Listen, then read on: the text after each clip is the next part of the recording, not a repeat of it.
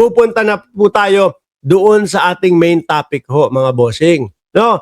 Eto nga, dahil po ang mga DDS ay masyadong magaling sa mga pamimake news, no? Si Boying Remulla, eto, tapos yung pamimake news ng mga DDS. Kasi ewan ko ba dyan, tayo ho mga kababayan, alam naman po natin na ang totoong mas malapit sa katotohanan na malapit na pong ganon, di ba? Eh yung matanda na nandoon sa dahig.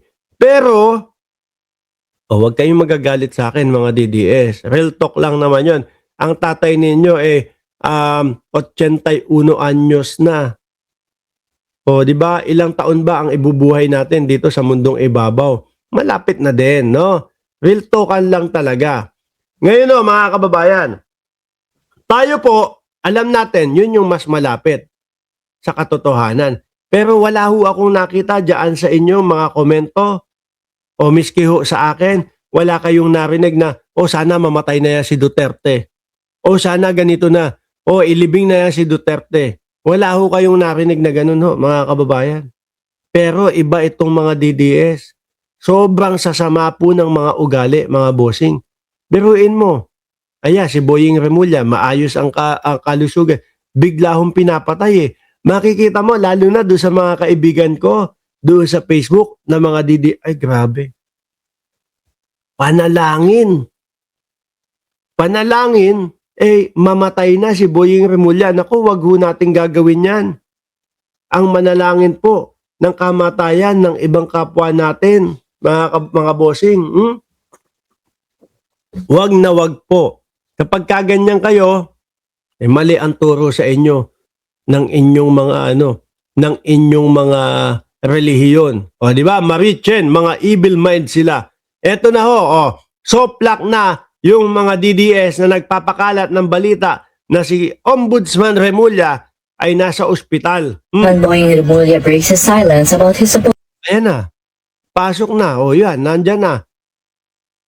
Nasa Ombudsman office na. Ombudsman Boying Remulla breaks his silence about his supposed hospitalization, denying that he was rushed to get medical care. In a brief response to the inquiry... Alam nyo ang sagot nila? Doon sa ayan parehas naman eh. Kung ano yung mga nakikita nating itsura ni Ombudsman Remulla, mga kababayan, doon sa mga interview bago ibalita at bago mga magpakalat ng fake news itong mga DDS, same lang naman ho. Ayan, maayos, matino. Di ba? Sinigang nga ang ulam. Sinigang ang ulam, tapos nag-golf pa. Saan ka pa? Mga DDS. Pangmayaman na sports yun mga DDS. Hindi naman sa minamata ko kayo, pero pangmayaman yun. Yung mga lagi at araw-araw na nagsasabi, asan yung 20 pesos na bigas? Asan yung 20 pesos na bigas? Ng mga DDS. Malabo yun sa inyo, hindi naman sa minamata ko kayo. Tuloy. Friday, January 2, Remulla calls his supposed hospitalization fake news. The Office of the Ombudsman itself denied the rumors earlier in the day, but Assistant Ombudsman Miku Habano also describing it as fake news. Loko to si Sir Jorge. Ang mga DDS daw, holen lang at ang alam at piko. Grabe ka naman sa kanila. Yung tipo pang ganun. Sabi ni Ma'am Neng Gigi, mayaman pala ako, Mark. Nag-golf din ako. Oho. No, yung mga totoo ho, mayaman po kayo. Ako hindi ko pa po nararanasan yan, mga kababayan. Gusto ko maranasan. No? Tina B, nandito na si Tina B. Shoutout sa iyo. Tuloy. News. Clavano even remarks about how Remulla had sinigang for breakfast on Friday morning. Earlier, Interior Secretary John Vic Remulla also said that his elder brother played golf on Friday morning and was scheduled to have breakfast with him on Saturday, January 3. Ayan, sabi ni Chi, golf.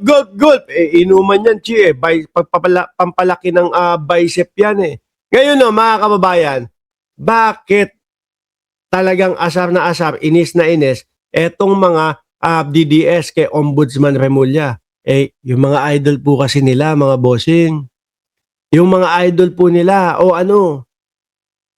di ba yung mga idol nila ang papakulong nitong magkapatid na ito? Ngayon, binabanatan nila. Ma'am Remy Nopiel.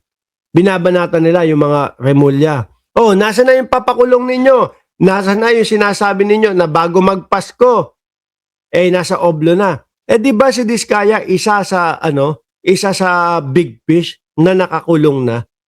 Oh, pinapalabas ho kasi ng mga DDS na si Diskaya daw hindi naman daw kasama sa big fish. Kasi daw mga kababayan, ewan ko, merong mas malalaki pa daw po.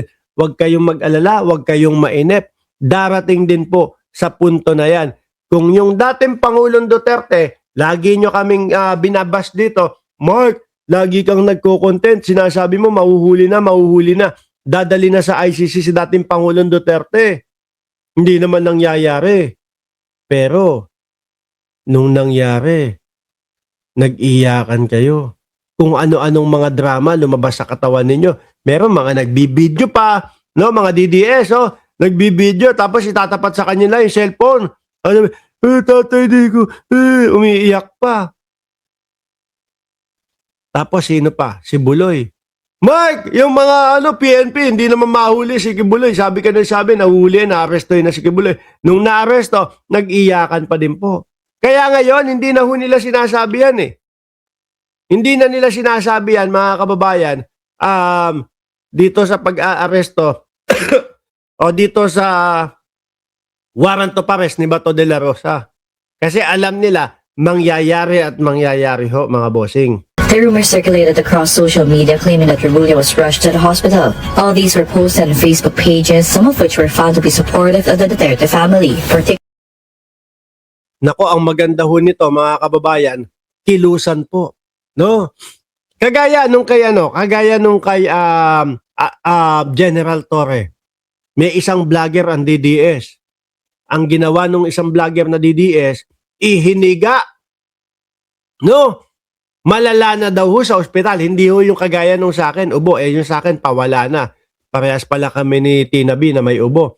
Ihiniga, iniratay si General Torre doon sa ospital. Pinakala. Syempre ho, libel, madaming nag-alala, madaming na-stress, madaming mga kaibigan na naapektuhan. O yun. Yung vlogger, hagulgol. Ako sana itong mga ito, sana po kilusan ni Ombudsman Boying Remulla itong mga nagpapakalat na mga fake news na ang sinasabi malala na at may sakit siya. Oo, nako, madami kong nakikita, ipunin lahat yan. Ano ho? Mali naman Hindi na ito sakop nung karapatan nilang pagpapahayag. Fake news na po yung pinapakita nila. Fake news na po yung pinapakalat nila. Hindi katotohanan. No? Ang ibabala sa inyo, ang sasabihin lang ng mga DDS, naku, karapatan namin. Ito na, tingnan nyo po, si June Abines, pinapatahimik na po nila. Yun yung vlogger, di ba?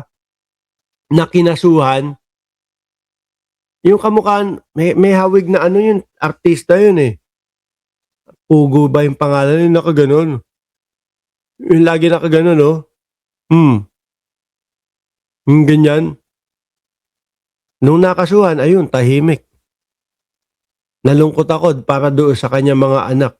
Kasi syempre, sino naman po ba ang sasaya ng mga anak kung ang kanilang ama ay makukulong? Kaya iwasan natin yung mga ganito. Banat nila lagi, freedom of expression. Sabi ni Sir Jorge, freedom of expression has something to do with the facts anyhow. Yung kanila wala si Kuhol. Si Kuhol ba? Ako ganun nyo agad na-gets nyo agad. Ibig sabihin, tama ako. Ibig sabihin, ganun din yung iniisip nyo. Uulitin ko ayon po sa balita, ayon po sa kapatid, at ayon po sa pagpapakita ni Ombudsman Remulla doon po sa Ombudsman Office, maayos at malusog po ang pangangatawan. Wala pong Ombudsman Remulla na isinugod daw po sa ospital. Meron ako. Baka isugod sa ospital. No?